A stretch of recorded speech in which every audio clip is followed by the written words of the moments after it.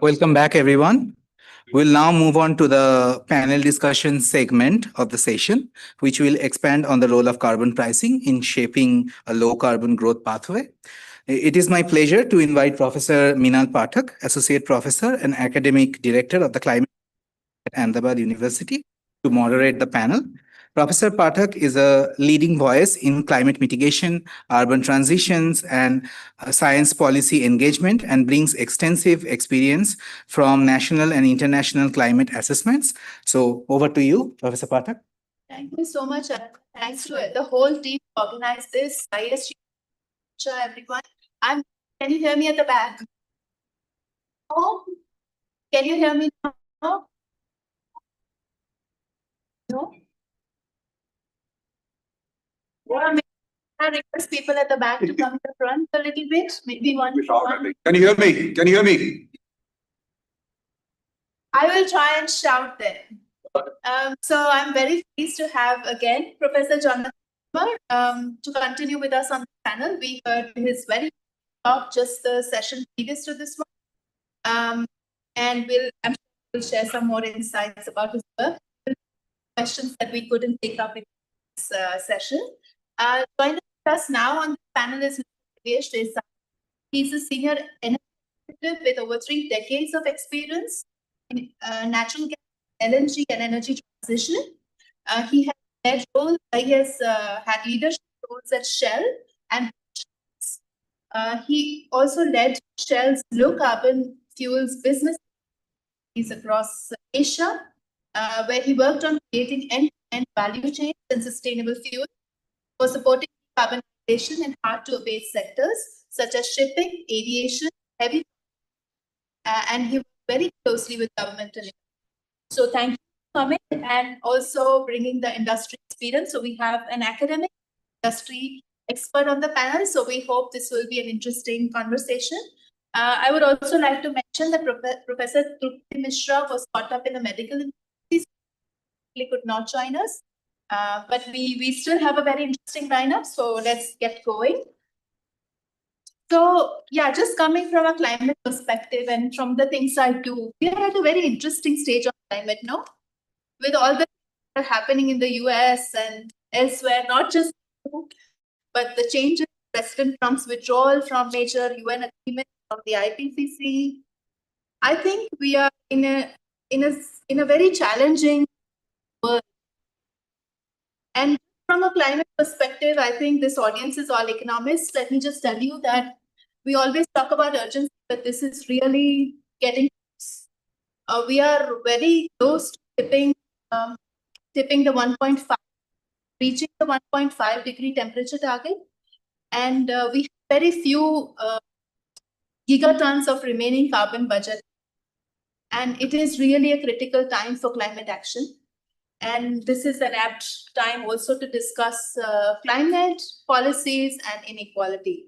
So let me start, I think, by inviting my panelists to give a short open remark about the topic. And it's broader than CBAM, but we're talking about carbon pricing, talking about modeling and climate economy. Maybe I'll invite you, Yesh, to give a short opening remark on this topic. So I understand most of you have been an economic student, right? And I will try to probably pitch what I have in my mind, keeping what you have been doing in mind. That's one. And second is, of course, you're joining the tomorrow's workforce, and the world works pretty different way when it comes carbon. And it's so important to understand what exactly is going on outside, and so you can frame your thinking in mind and maybe efforts and attempt what you intend to do, keeping that in your mind. So this whole CBAM and carbon pricing, it's much talked about a subject, I would say. CBAM might come a little later for carbon credit or carbon price itself. Now, the different part of the world, in the last 20 years, had a different perspective on this whole issue. So what I'm trying to say that Europe was the first to realize that the carbon not a good thing. Climate change is a real risk, and we start to probably tighten our belts.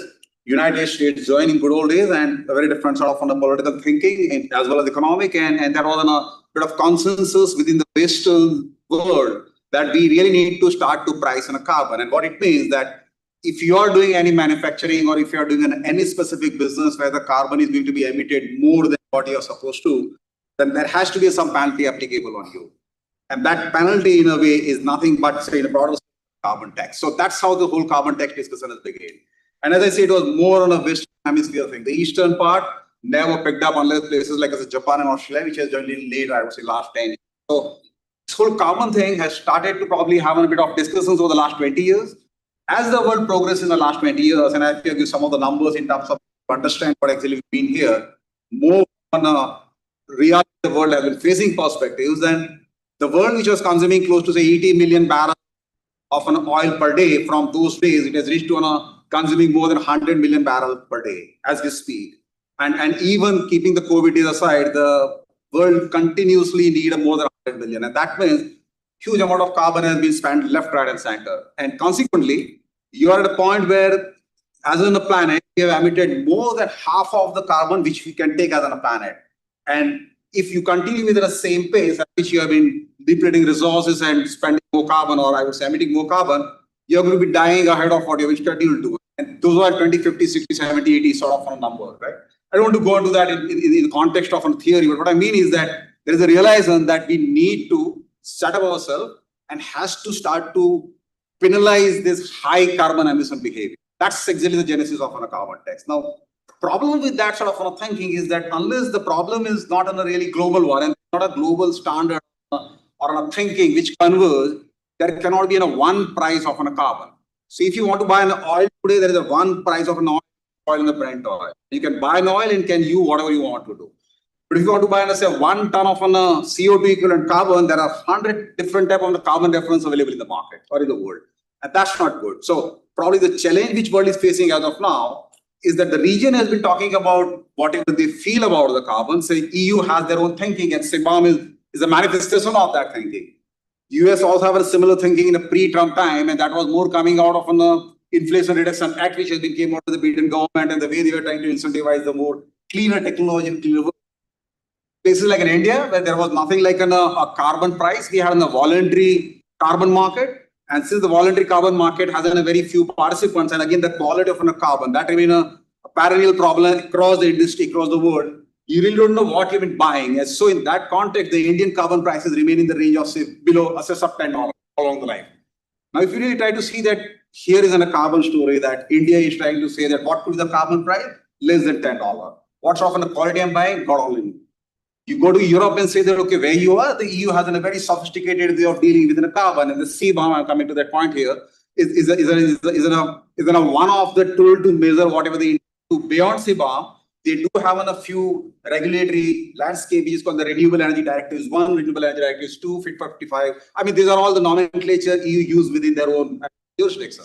But coming to this CBAM, it basically means that I would say the hard to abate sectors, which is things like cement, steel, aluminium, do emit more than what they should globally. And by the way, there are people with EU also do the manufacturing, and they require to be protected. And that means that if I have a regulation within EU on asking people to follow certain guidelines, I need the same thing should be applicable to the exporters around the world. Otherwise, they are going to put their low or high carbon stock in my country and my industry to be penalized. So CBAM is a simple language and a carbon cost equivalent to what you're supposed to do against what you have done.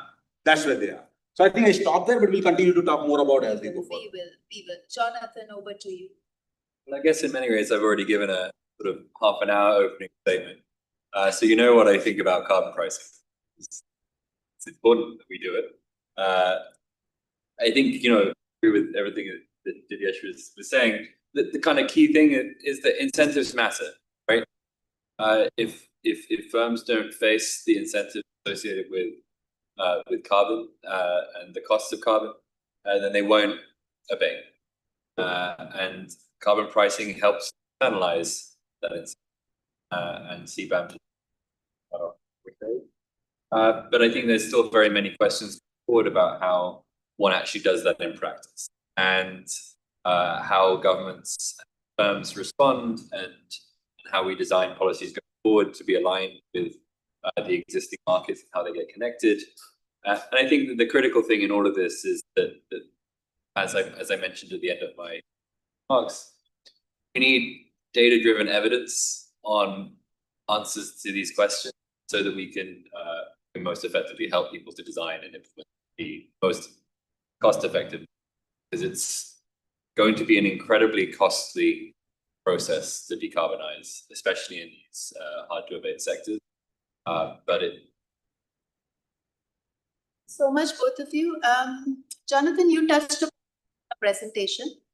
If we look at the numbers, US is the largest historical emitter of carbon dioxide emissions, followed by EU and China.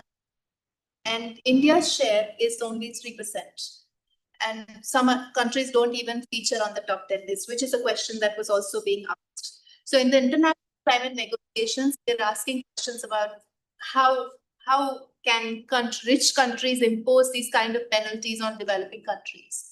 Is it even fair? I mean, yes, climate is a problem that affects all, but even if low and middle income countries were to continue the way they did, I still think the share of some of these countries would remain high.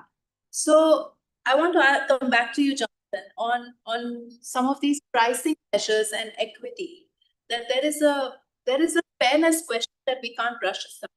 And India has been very critical of this. We've talked about how this is against the common but differentiated responsibility argument that is enshrined in UNFCCC. So how do you then now balance the positive impacts that you see from your research, but also as the director of the Environmental Inequality Lab? So what's your view on it?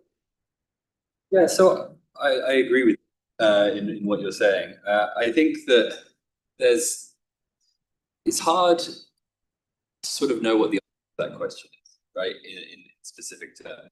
I'm an academic economist. I think of the work that we do as being advisory, not advocacy. I have colleagues in my philosophy department who spend entire careers defining what the word fair means and justice. It's the way that I sort of try and think these things through. CBAM and carbon pricing aligns incentives. There is a real question as to what is the appropriate set of transfers on top of that is just. And I don't know the answer to that question, and that the answer to that question is going to be the process of a political whether it should is what it should be is people have different views, right? And I don't know that in economics we have answers to how we can actually get to that answer. But the way that I think of our role as academics is that we need to build a shared understanding of what is, before we can debate what ought to be. And I think that we need carbon pricing to align incentives. And then I think there does need to be this question as to how one actually goes about implementing the policy pays for them. But that is sort of that I think happens through a series of transfers. Climate finance is obviously going to be a critical part of that. But it is an inefficient political process. It is an inefficient. And I don't know, I'm personally pessimistic that the just outcome will be reached, despite thinking that it should be a virtuous response. But it's hard. But as an academic, that's as a human being, as an academic economist, I don't have the tool to know how to answer the question as to what that optimal set of transfers should be. But it's a really hard question. No, it's a really hard question. We don't know the answers, and if the answer was so easy, it would have happened. But that is a good response. I would agree. I feel pessimistic on some days, but I also, because there are younger people in the audience, we can't afford to lose hope, because people like us have to make the solutions happen. So let's try and see if Divyesh has a more optimistic response. So Divyesh, are we asking markets too much? What's your view? And a follow-up question: you've been sitting in the boardrooms at Shell as a strategy lead, talking about Asia, where all this oil was being exported, trade, etc. When did you really start thinking about, this is what should industry do about carbon market? So both questions. Is it like, do you see the glass half empty or the glass half full? The glass is half full. Let's start with that. And the reason being, I principally I aligned with Jonathan's thinking there. But I have maybe it's not a philosophical answer, but I have a hope in humanity because we always have, whenever you stuck up with a problem, you sort it out. I mean, that's what you did, including the COVID days. So this is a difficult problem, and I think the answer still sits there in terms of how the collectively people have been compelled, and I'm using the word compelled to do something actually the industry thinks steps in, I would say. So if I back say in 2010, 2015, when this whole conversations around the carbon and climate and the greener world has started, the European oil companies like Shell, British Petroleum, Total, I mean, they have a very strong, considering that they're European thinking, they were quickly bought that theories of, how we need to move further in the greener world and we need to try to change our business models and we need to do more renewable businesses than doing the hydrocarbon one. So last 15 years, these companies in a way have started to move away. I would say the pivot from doing an only hydrocarbon, which is oil and gas and LNG, start to do more renewable and low carbon thing, I would say. Compared to that, if you compare the same sort of thinking on the other side of an Atlantic, which is an American company, which is Exxon and Chevron of the world, they choose to continue to do what they believe is the right thing to do, continue to hydrocarbon. So eventually what happened that you're talking of market, sometimes with the market view. So market has started to give the right values to Exxon Mobils of the world and started to penalize the British Petroleum and Shell.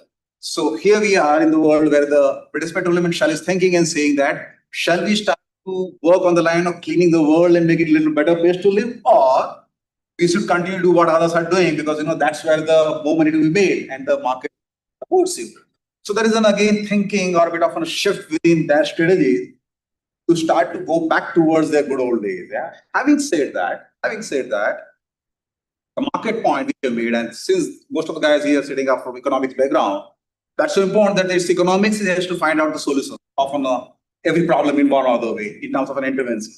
And here the clear intervention would be the carbon, that how you really start to price it, how you start to really make it more palatable to the system, people, society, and the consumer at large. And that process is going to be the two-way process. That means work between the government and industry. Consumers remain at large beneficiary or maybe suffering at certain point in time, I would say. But there's a bit of a tug of war between two of them, how they're going to manage that. But eventually it is the government who's going to push their way. The way classic case is the EU, that EU, despite having a real rough energy crisis at this point in time, when we are paying almost double the price of a gas which they used to buy from Russia just back. And their industries have been really suffering, but they're still sticking to their core point. And that's what exactly I mean, that government stick to whatever their agenda is. And they start to insist the private companies to push and start to move themselves towards the world. And eventually consumer will pay reluctantly to begin with. But eventually over a period of next 20, 30, 40 years, we all reaching to a point where, you will be settling and there will be a solution. Jonathan, I have a follow-up question. Again, in your presentation, you showed steel and aluminium. And from our models, some of our PhD students are sitting here from our models, that to meet this growing gap of reducing emissions and eventually going to negative emissions, we'll need to do a lot more. So eventually the price may go beyond 90 euros to much higher. I think some of our models show $400 a ton if you want to make it to 1.5. And it will also expand to more sectors, which means more informal sectors as well. So how do you as a researcher see the problems coming along? Problems in a good way as a research agenda as well? That's a really great point. I mean, obviously things are evolving. There'll be new sectors covered. I think one of the things that's most interesting to me is and I just love an elasticity of substitution in economics. Like understanding elasticities of substitution is just where the action is. So I think that's. You can't hear? I'll try and speak a little bit aloud. Is professing my love for understanding elasticity of substitutions. And I think that's one of the things that we need to really understand on different margins. Those are the margins of response that firms are going to be engaging with. Like, are they substituting from dirty fuels to cleaner fuels? Are they just, is there substitution from dirty firms to cleaner firms? Not just in terms of compliance. I think when we think about carbon markets and responses to carbon markets in low-income countries, there are issues of sort of state capacity compliance, enforcement, talking about the informal sector? Is there reallocation of activity from regulated markets to unregulated markets? How do we understand those margins of response and margins of adjustment? So I think like our role empirically as empirical academic is to try and measure and understand these responses, because they will shape the costs of policy as well as the efficacy of policies. That's sort of my reaction. I will ask Divesh one more question, and then maybe we can open up the floor to the audience. Can you hear me now? Okay, thank you. So on a separate research agenda here at the Climate Institute at Ahmedabad University, we started looking at the small and medium industry sector and looking at the data, and we find there is hardly data. There is no publicly available data on what sector exist. What is the manufacturing capacity? Rucha is nodding because we've really struggled to get that data. What is the energy consumption, energy intensity, and what initiatives are these companies taking? In this level of readiness, how will it affect these sectors to now also adopt? What should they be doing? Let me phrase it a little more positively. What should industry in India be doing to get ready for what is coming at us? And I think good question, Meenal. And I will also try to bring a point which we're trying to probably address to Jonathan on unfair world. Because somewhere this is so important to understand, and it's so important to see the whole thing in a perspective. Otherwise, sometimes we're losing the track there. And in that context, first let's talk about India in terms of what industry should do. Now, and you're right that in India there is nothing like we don't measure most processes, we don't report most of them, and they're not hardly in a position to verify that. And that means I'm probably coming to a word which you use called the MRV framework, which is the ability to measure, ability to report, and then finally verify that the whole damn thing which I've been telling is exactly like that. And I believe that, I would say. That's what you call it an MRV framework. So MRV framework is so important. So when you compare ourselves with China, and when China, because as you say, the world is not fair, right? So the Chinese industry has started to really work on the line of setting up their MRV framework, setting up their own carbon trading emission systems and things like that way back in 2020-21. So fast forward to 25-26, what you see that China has a very fairly established, I would say, not well established, but fairly established MRV system, which we can do exactly what probably the problems which I've been talking about in India, and also know how carbon should be priced. And the industry are very well aware of on the fact that the world is changing. They need to conduct themselves in a way, that's the only way they can compete in the world. So, in other words, the Chinese industries are very prepared to go and do a business in Europe, despite having seen them. Now, if you really compare that with myself, and I'm talking now more as an Indian small scale and the medium scale industries, then of course we don't have any measurement or on a reporting or on a verifications thing. Our whole, I would say, the government thinking, I think that's the first time I'm bringing in here because we must not really give them off the hook there, is they have to move faster in terms of how quickly you make the world, or when I say world, the Indian industry, understand that you need to follow certain things. And it's just recently, last year only, they have come out with a first time draft carbon market scale, which is right now again in discussion, and if all goes good, maybe we see as in a country that you set up in 2026 some sort of a mechanism, and then you start to do a trading, and that means that you may do it in the best possible 2027-28, and that means you are on a years behind. And that's exactly the point that, whether what industry should do. I think industry is relatively innocent. Conveniently innocent is the right word here. That means doing anything on a carbon is going to cost them, so they want to stay away from that. But at the same time, if you don't do that, you're going to die in the next few years. And that's the government will step in and say that here is what we have to do. So I think the answer sits within the government, and hopefully we will move faster, because and that's exactly where the world is not fair, because you keep complaining about what the world has been, and Chinese are going to get whatever you are selling into Europe and will kick you out of a Europe here, and you can complain and say that the world is unfair.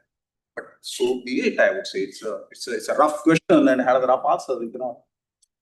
Absolutely happy to make, Sort of on what Divesh was saying at the end there, like I think the role of government here is in terms of the coordination sort of things like Sorry, yeah. So I was just saying the role of government in terms of as a coordination mechanism is obviously critical here. Firms aren't going to do things on their own. And so yeah, that coordination device is yeah, that's. And governments move slow. They move slow. But I'm more optimistic about the future in terms of like the opportunities that exist. There are definite opportunities, and it's just whether how they're explored. Thank you. I'm going to floor. There's already a hand before I said the floor, so we'll give it to you, man. Thank you A so much. PhD student in the department. Thank you. The questions to Mr. Desai. I'll get up and I'll speak. So, first of all, I was just looking you up on LinkedIn, and I see you have about 30 years of experience coming from the industry. Now, not as much as you, but I worked in the industry, both manufacturing and finance, and we have the capabilities to move forward without the government. We have the know-how. We don't have the willingness.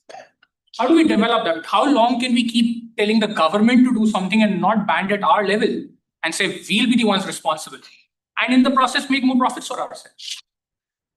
I mean, fair question, huh? And there is a difference between what we should do and what generally we do. I take a point, but there is always as an individual, I have one mindset when I'm a consumer, other mindset when I'm a government, and third mindset when I'm an employee, and the fourth mindset when I'm an employer. So the whole challenge there will be that, how you really balance them and work out probably the way you use based on the intent and resources, whatever. So, say for an example, if I talk about, say, CBAM, and if I talk about the steel sector of India, some of the steel company, like say JSW, Tata Steel, they have started to go for the reporting on the correct line to EU starting from 2024, right? And that means exactly like, they are patterning themselves before the world become little rough. But that wasn't the problem with, or the thing which has been followed by, say, Bush and could be what they did it. But small timers, I would say, the small steel company. So the biggies who have that muscles and an intent and everything can do that and generally pick up that duty and start to probably move forward without the government coming after them. But most of the, I would say, the type of industry you have, small and medium scale industries, do need in the government to push them. That's one. And second point is also important to keep in mind that whenever you change the system, that is shifting of a system, which is, I think economists do understand that the world is now moving away from the conventional resources. Huh? I mean, it's next 10 years will be pretty interesting, including finance. You're seeing the cryptos have been getting a valuation way beyond you can imagine, and they're going to be there. And blended finance has been talked at very different terms. So you live in that world. Consumers has to pay for everything. And the moment you bring that sort of conversations back to the society and the consumer, you start to see a problem. Because say if you're on a democratic setup, and if you want to start to move your products inside the setup, you have to start to probably charge more, people will be paying you. And so if he's selling the products without doing such adjustment, and I'm doing it expensive, a good guy but expensive, nobody cares for me. So fair point. But I don't think that India has been well prepared that way. Some of the bigger, of course, they are going to be. Rest of them need a bit of stick around. That leadership can come from within the industry to give. I would say I don't think, because it's a very definitive answer, which I must not give. I think highly unlikely. That's a word for that. Thank you. I guess, yeah, sorry. Project. So I agree with what Divya was saying. I mean, I think, again, incentives. If incentives aligned, if carbon pricing is in place, and with CBAM it now is, firms will, there's an incentive to adjust. How quickly that happens and where there are opportunities to do that, we shall see. But I think that creates opportunity for leadership within the private sector.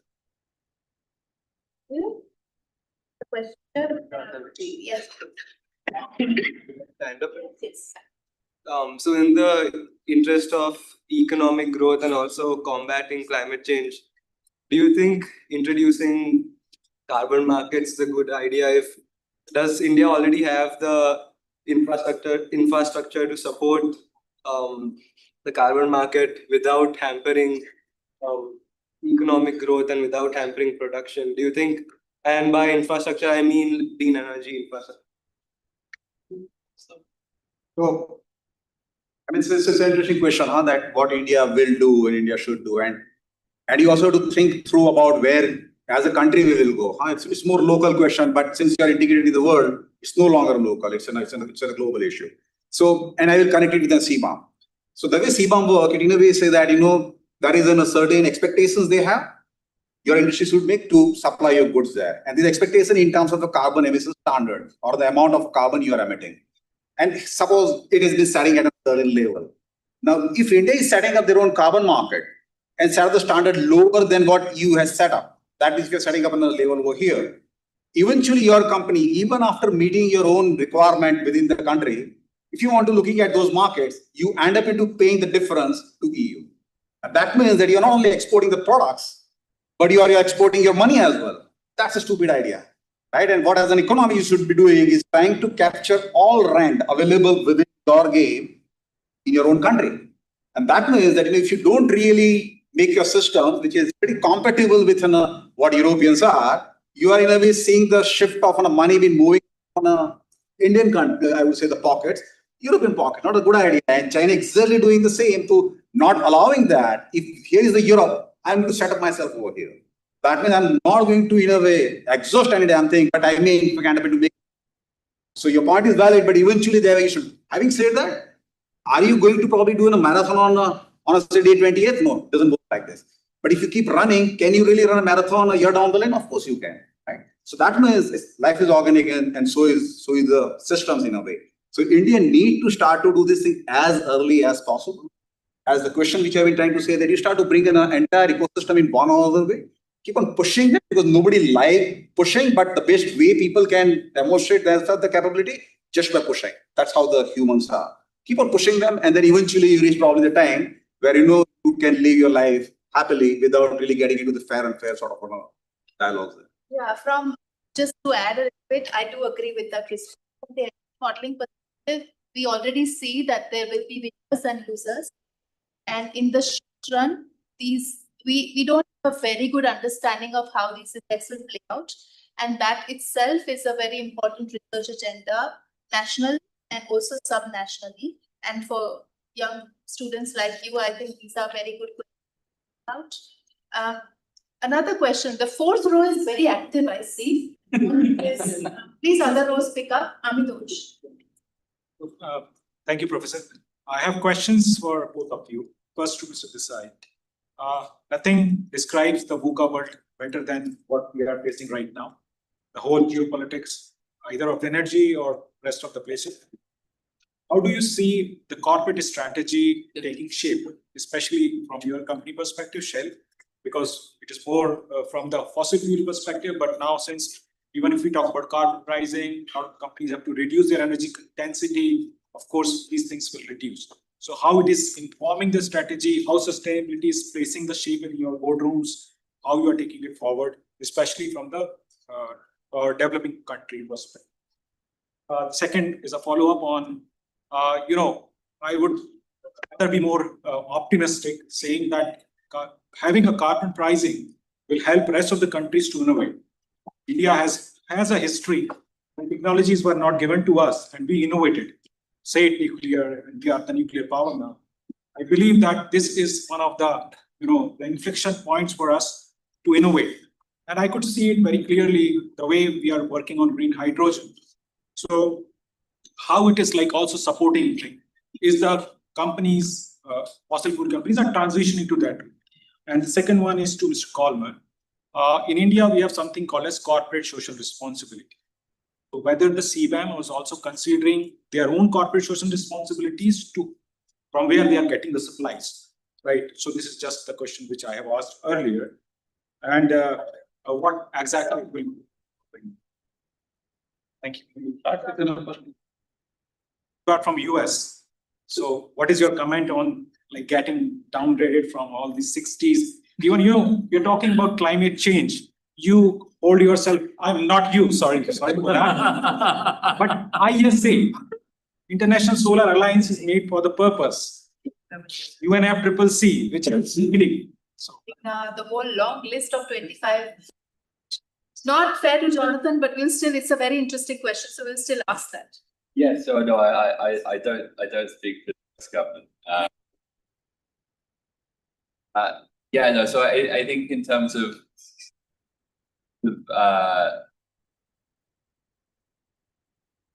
what I guess I don't really know what it means and the extent to which it matters. I guess maybe an optimistic consideration is that, you know, I think really that the US is putting itself as down ultimately.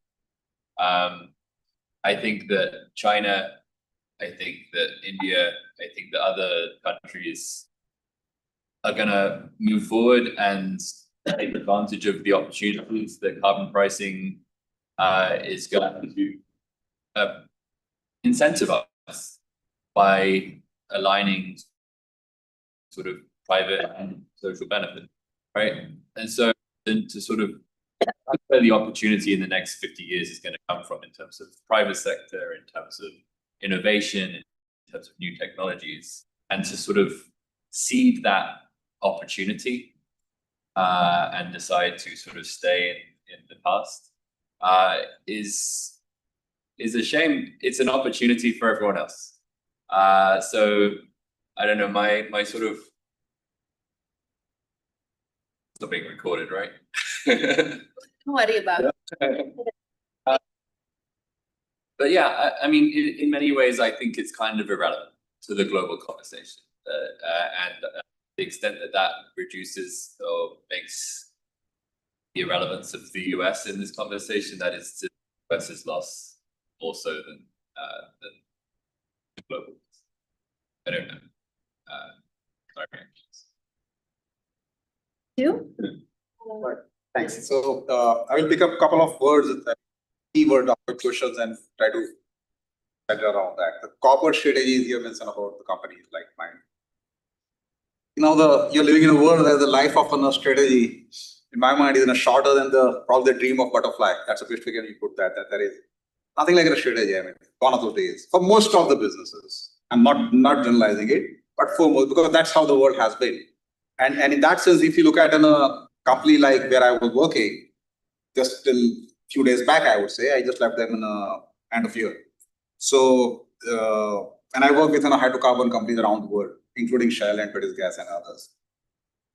The strategy keeps changing, keeping in mind whatever the market wants. When I say market wants, meaning by the shareholders. These companies have been managed by the large investors, and they have certain aspirations. The most important aspiration for them is that you make more money. Yeah, I mean, right or wrong is a separate answer. But that's what we want. And secondly, by the way, try to be as clean as possible.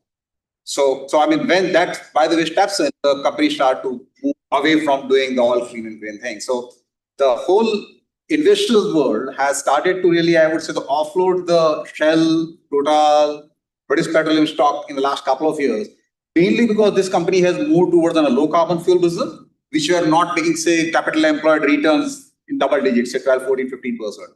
And when that happened, against that, the American counterparts continue to do what they've been doing and making 15, 18% returns. So the more money started to move towards them, and these people have started to lose their market value. So they again revisit the strategy. I mean, so generally you do that pretty frequently. And then you reach to the point that, no, we can't do that thing any longer, and we need to now focus back to where we should be doing. So that's shifting off you can always have a good English around whatever you're doing, right? But the harsh realities of the life is that there is no, I would say, the premium any market gives. That's an answer to one of the questions which you raised, for doing good in life when it comes to money. So that's exactly where the role of government comes, and they start to push the things there. So that's the first point. The second one is quickly on your innovations thing, mainly talking of India. I think it's easier said than done. That means it's possible. First of all, it's possible. Second one, where I think personally, I won't say skepticism is a negative word, is about what we need to do is the right way to do that, is that you really start to frame all your research around how that, I mean, trying to pick up all those low hanging fruits. So if you're doing research, your research should be more focused around, say, for example, green hydrogen, electrolyzers. 80% of the cost of an electrolyzer coming from a free element. How are you going to focus? I mean, what I'm trying to say that that's where India should focus a lot. Still, I see that the Indian academic institutions respect to all, I don't mean to probably say anything about any individuals in the state. But point is that you have to pick up the research which reflects the market realities and which could be helpful to the business tomorrow. And if your research are useful to the humanity, say 20 years down the line, that's very good. But world, unfortunately, is going to be turned many times, sometime in a wronger way in the next 20 years. So that's what I think we need to do as a set of from the system of people together and start to focus on what exactly we do to make this thing workable. But yes, it is absolutely achievable. It's not insurmountable by all means. Just following up to that. Yes. Yeah. If we woke up tomorrow morning and there was a price on carbon everywhere that was equal to the marginal damages associated with climate change, hooray Pagoo, then you wouldn't even have this dichotomy. It would be firms are maximizing profits and they're trying to make as much money as they possibly can, and incentives are aligned. Like, that's why carbon pricing is important. You don't have to then be like trading off, the fiduciary responsibility of making as much money for my shareholders and doing nice things for the environment. Is just incentives are aligned, social and private incentives, and that's what we should be doing we should be trying to align in as many spheres as possible. And just for those who are not following national climate negotiation, number that is cost is in trillions of dollars. We talk about climate damages and investments in clean energies and technologies. So it's not a small amount. This is one of the solutions. Of course, we are asking markets to. Now we've already criticized one government and academic institutions. So now I'm going to say something even more controversial. In the field of economics and economists in general, what I'm saying is that sure, there are ways to research and solve problems. I don't think we continue the way we do and expect markets to solve this problem, which is huge. We will need people to change their behavior. We'll need firms to think beyond compliance as an opportunity. We will need government to step up, and it's just not a problem that can be handled by an individual entity alone. That's my own view. But there was one last question which we can take, and then we must close. 6th row, please. Yes. Yes. I'm actually am I audible? Am I audible? Okay. In India's case, already India is performing well in terms of mitigation policy. But what about the adaptation policy? Because every year we are facing floods and all that and other calamities. So my question is based on adaptation policy of India. Adaptation. Adaptation policy is fair point, I would say. And let me talk about India. That's probably we all belong to that. I think the biggest example in my mind about the adaptations comes about out of Jharkhand. That right, you have a huge amount of coal. I would say the Indian Railway pushing the coal out of Jharkhand to every corner of this country to run the power plants running. Right, that is how the Jharkhand's importance is for this country.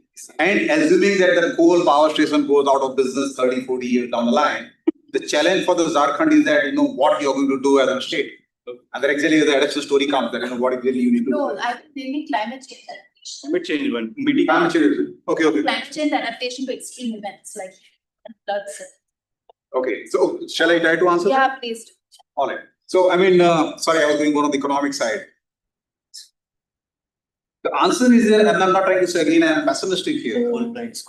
The only way you can really do is, and that's something which we are supposed to do, is real singing, you are very bright. high quality modeling to understand that which are those places in the country which are truly been exposed to certain sin in terms of the livelihood of the people, and try to establish them. More or less, the climate resilience in my mind, even from a perspective, come down to the same point that how you will settle them economically as well. Because even if you're doing a dam and there is an ecological balance you want to maintain, the question comes that what they will do, where you're going to put that. So the point there is that whichever your weak points across, preferably on the coastline in my mind, or maybe any heat center which has been studying across the country, I have not been aware of because I don't follow those things. But those were the places which require to be identified. I need to set up an alternative economic center as soon as possible. That's exactly the point of understanding the SEZ in a very different perspective. Special economic zone, which China did very effectively. That the way you can move in mass the people from one place to other place in an equally productive manner where they remain happier and also add value to the country is by setting up on a large scale, well-organized urbanized centers called SEZ. So I think answer lies in how we really start to set up some of those points and move with such hotspots or risk spots, I would say, which in a way exposed to some sort of an extreme climate vulnerability and move people there. But as I said, I've not been the one who follow which are those spots which have been really weak, at least in the Indian ecosystem as of now. I've been following, we can take that offline. We run out of time. I'm going to ask for one line as a summary or closing, anything that comes to mind, both of you. Jonathan. Incentives matter. And Sui. Opposite to in a balanced life, the stick matters. Oh, incentive matters and stick matters. With economics cannot solve all problems, but can solve a few. Thank you so much, everyone, for a very engaging session.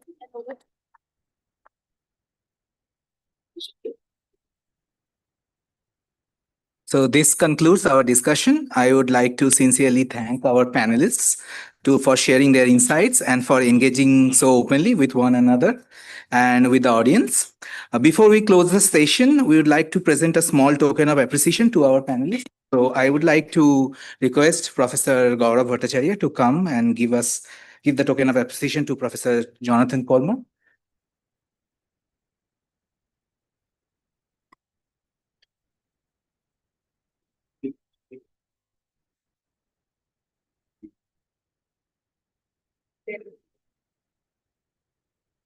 Photo better. Okay. Yeah. I would like to now request Professor Priyoma Mustafa to come and give a small token of appreciation to Mr. Desai.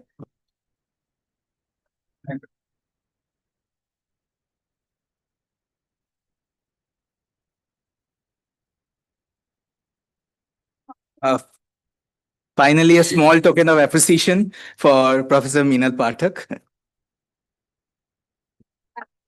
Thank you so much. Oh, Yes. Okay, thank you all.